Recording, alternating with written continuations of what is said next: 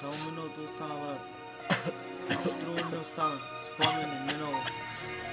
Обаче не е хубаво да гледаш много назад, защото се забавиш и пътя си за напред. Няма значение кой е ставало.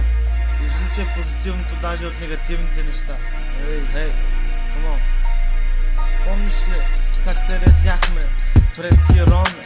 Да връщаме учебници, батовците не се редяха пред лечебници за метадони. Когато бях някъде на 16, се запатках с бомбони. Пико, психо, теста ми е тихо. Замесен съм доста по-надълбоко от Михо. Винаги готов за ихо.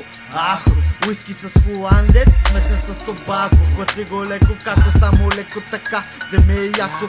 Отивам на какао с мляко, юнако. Отвори ноздрата широко, кажи здравей на кокоса ни бич, Калифорния до махлата и обратно.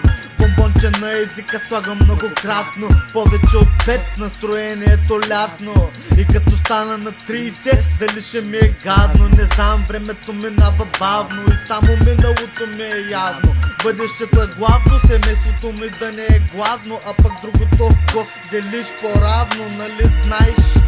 Бачкаш нещо държавно и пак оставаш копелето гладно. Ох, по тялото ми пак минава ток. Дърпам като смок и камрая прави скок. На портите ме спират дърт. Бело брат старец и ми вика: ще влезеш тука, ама курец. Нати лирика, нати и чивкила. И се върни на земята в мръсната си махла. И остави нещо за подрастващите деца. Нали е къл мисъл, камъче с чакъл. Имам цял самосвал, римите съм избрал, а не да свиря на кавал. И само ония дърти отгоре би ме спрял. Насила съм се смял, от години не съм ревал. Бой не съм ял и инструментали съм крал. По цели нощи не съм спал от огрезение. Бълък мисли си, че има някакво значение. За мен това е просто поредното престъпление. Играе не по правилата на играта. Мразя я, ще газя се. Майката кава.